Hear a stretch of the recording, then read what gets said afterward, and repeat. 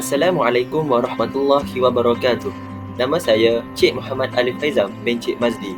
Pada hari ini, saya akan melaksanakan tugasan 2 iaitu analisis kesalahan ejaan, kata dan ayat dalam karangan murid tahun 6.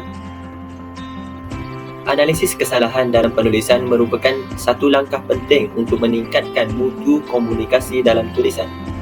Dalam proses penulisan, penulis sering menghadapi pelbagai kesalahan yang dapat mengganggu pemahaman kepada pembaca. Kesalahan ini dapat dikategorikan kepada 3 aspek utama iaitu kesalahan ejaan, kesalahan kata dan kesalahan ayat. Analisis kesalahan yang pertama ialah analisis kesalahan ejaan. Karangan yang dipilih oleh saya ialah karangan jenis dialog. Perkataan yang pertama yang mengalami kesalahan ejaan ialah perkataan ya, saya, manakala perkataan betulnya ialah ya, saya. Perkataan kedua ialah perkataan wa'alaikumussalam. Perkataan betulnya ialah wa'alaikumussalam. Perkataan yang ketiga ialah perkataan guru besar.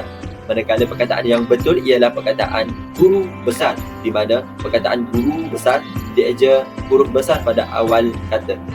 Perkataan yang keempat ialah perkataan saya, di mana perkataan yang betulnya ialah perkataan saya dieja huruf besar pada awal kata. Dan akhir sekali, perkataan cikgu, di mana penulis menyingkatkan menjadi CG dan perkataan yang betulnya ialah cikgu. Analisis kesalahan yang seterusnya ialah analisis kesalahan kata.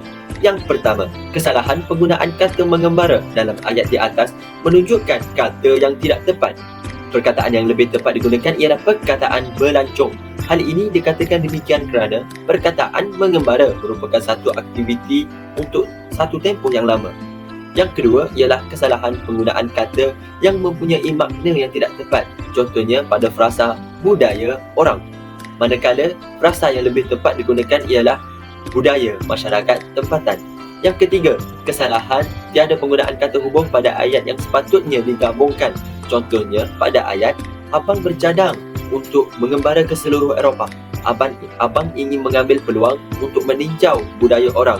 Manakala ayat yang betulnya ialah abang bercadang untuk melancong ke seluruh Eropah dan mengambil peluang untuk meninjau budaya masyarakat tempatan. Seterusnya ialah kesalahan penggunaan perkataan berimbuhan. Contohnya pada perkataan ucapkan. Perkataan ini sepatutnya ditambahkan imbuhan meng, yang menjadi perkataannya mengucapkan. Dan akhir sekali ialah kesalahan penggunaan kata penyambung ayat yang tidak sesuai, iaitu oleh itu. Manakala perkataan yang lebih sesuai digunakan ialah jadi. Jadi contoh ayat yang betulnya ialah Suria selalu meminjamkan telefon kepada Hana dan Maklum. Jadi dapatlah kami berhubung walaupun berjauhan.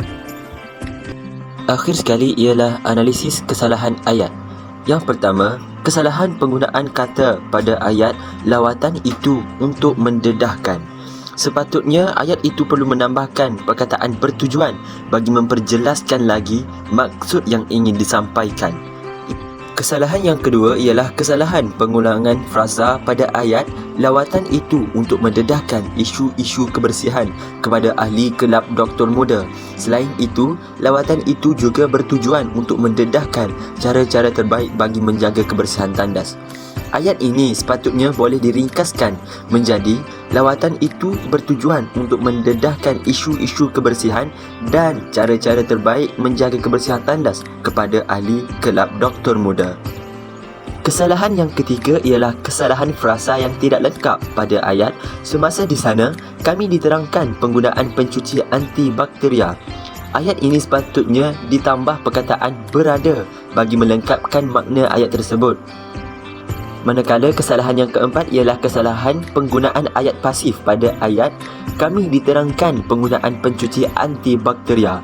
Ayat ini sepatutnya diubah kepada ayat pasif yang lebih tepat. Contohnya, kami diberi penerangan mengenai penggunaan pencuci antibakteria.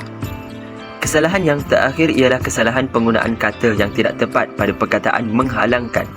Perkataan ini perlu diubah kepada perkataan yang lebih tepat iaitu menghalang. Ayat pembetulan bagi perenggan ini ialah semasa berada di sana, kami diberi penerangan tentang penggunaan pencuci antibakteria.